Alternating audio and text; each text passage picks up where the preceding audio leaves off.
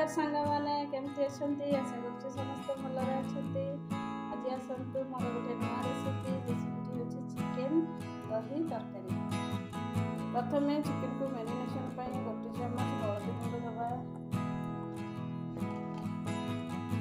गोटे चामच लुण दबा, 1.5 चामच पाखापाखि लुण दबा, चिकेन मसला गुंड दबा, गरम मसला गुंड दबा,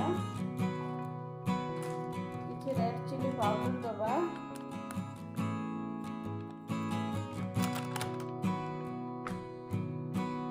तापर आमे दही दबा। दही पाखापाखि 3-4 चामच दही दबा। मैरिनेशन अधा घंटे रखा एमती भलसे गोलैबा। तापर किसी सरसों तेल दबा, 1 चामच सरसों तेल पाखापाखि देकिना मैरिनेशन अधा घंटा रखा। दही चिकेन बनैबा सामग्री होची हमर 4टा प्याज कटा, गोटे टमाटो कटा, କିଛି लंका, कच्चा लंका एवं अदा रसुण छेचा। दही चिकेन प्रथम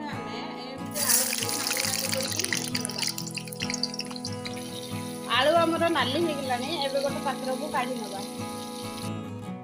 चिकेन तरकारी 200 ml सरसों तेल दबा, गोटे चामच कंचा जीरा पकेइबा।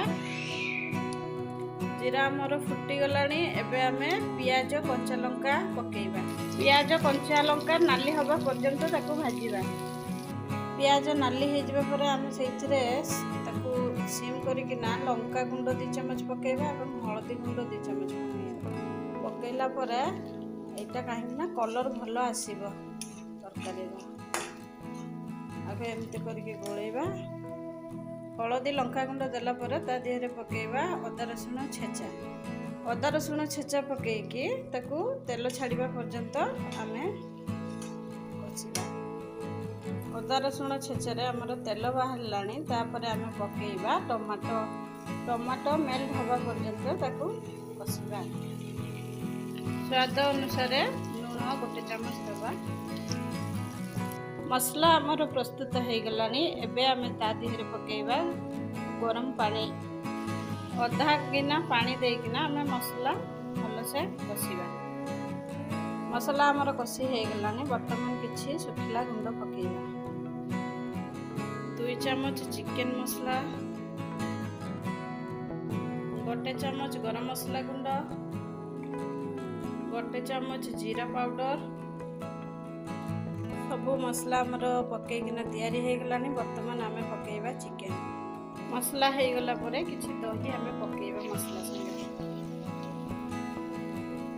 मसला आमर एबे रेडी। एबे पकेइबा दही चिकेन जो गोलै के रखले ताको पकेइबा।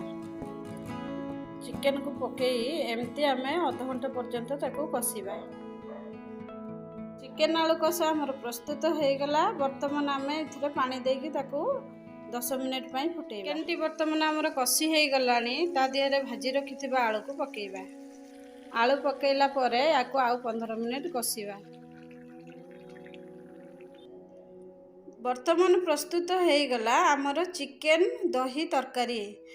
सांग माने वीडियोटी भलो लागिथिले निश्चय कमेंट रे जणाइबे एवं लाइक शेयर कमेंट निहांती करिवे। धन्यवाद। रहउची सांग माने पुणी देखा हबो नेक्स्ट वीडियो रे।